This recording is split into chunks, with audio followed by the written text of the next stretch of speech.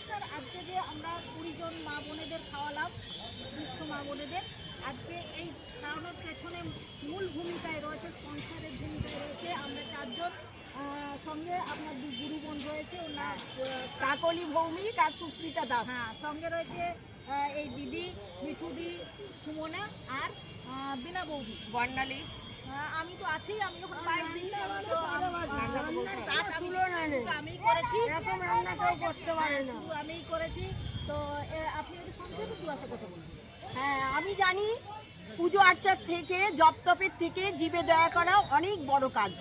আমি সেই জন্য চেষ্টা করি আতুর ব্যক্তির কাছ থেকে কাউকে সাহায্য করতে। আর এই যে এদেরকে আমি খাওয়ালাম, আমার খুব খুব আনন্দ হয়েছে।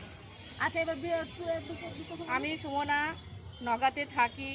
আমি জবে থেকে শুনেছি, তাই এর মধ্যে অংশগ্রহণ করার জন্য খুবই উঠে পড়েই লেগেছি, কিন্তু সময় হয় না বলে আসতে পারি না। তা আজকে এসে খুব ভালো লাগলো, এনাদের খাইয়ে খুব শান্তি পেলাম। আমি বিনা দে শ্রীরামপুরে থাকি। আমাদের ঠাকুর অনুকূল ঠাকুর বলে যে আমি মন্দিরে মসজিদে থাকি না, আমি থাকি মানুষের মধ্যে। মানুষের সেবা করলেই আমি তাতে খুশি।